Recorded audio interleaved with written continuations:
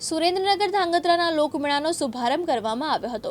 સહકાર મંત્રી જગદીશભાઈ વિશ્વકર્મા અને નાયબ મુખ્ય દંડક જગદીશભાઈ મકવાણાની પ્રેરક ઉપસ્થિતિમાં ધાંગધ્રા લોકમેળાનો ભવ્ય શુભારંભ કરવામાં આવ્યો હતો। ધાંગધ્રા નગરપાલિકા દ્વારા આયોજિત ધાંગધ્રા લોકમેળા ખાતે આજથી 4 દિવસ લોકમેળાની રંગત શરૂ થઈ હતી। सांसद चंदुभाई सिहोरा, धारासभ्य प्रकाशभाई वरमोरा અને પૂર્વ કેબિનેટ મંત્રી આઈ.કે. જાડેજાની વિશેષ ઉપસ્થિતિ રહી હતી। 4 દિવસનો ધાંગધ્રા નગરપાલિકા દ્વારા આયોજિત શીતળા સાતમથી લઈને દસમ સુધીનો આ લોકમેળાની આજે શુભ શરૂઆત રાજ્ય સરકારના મંત્રી માનનીય શ્રી જગદીશભાઈ પંચાલ,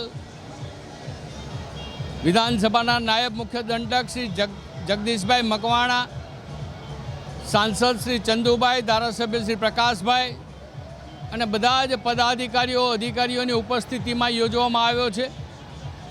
આ 4 દિવસનો લોકમેળો ધાંગધ્રાના નગરજનોને, ગ્રામ્ય વિસ્તારના લોકોને નવો ઉમંગ અને ઉત્સાહ આપવાનું કાર્ય કરે છે।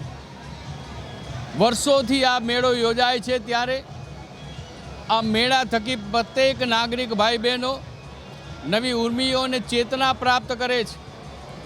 આ 4 દિવસનો લોકમેળો આપણે સૌ આનંદથી માણીએ, સ્વચ્છતા જાળવીએ।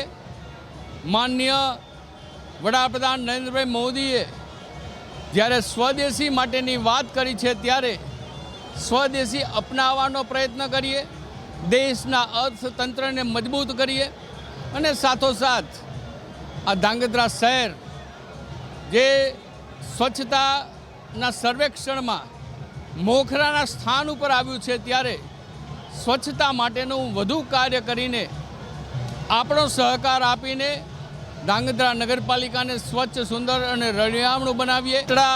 માતાજી અને બળિયાદેવ આ વિસ્તારના તમામ બાળકોની રક્ષા કરે। સાથોસાથ જ્યારે સમગ્ર ગુજરાતમાં અને ખાસ કરીને સૌરાષ્ટ્રમાં આ પ્રકારના લોકમેળા યોજાય છે, ત્યારે એ લોકમેળા થકી અનેક પ્રકારની નાના લોકોને રોજગારી પ્રાપ્ત થતી હોય છે। ત્યારે આપણે 4 દિવસના લોકમેળામાં સહયોગ આપીએ। હિતેશ રાજપરા, દિવ્યાંગ ન્યૂઝ, ધાંગધ્રા, સુરેન્દ્રનગર।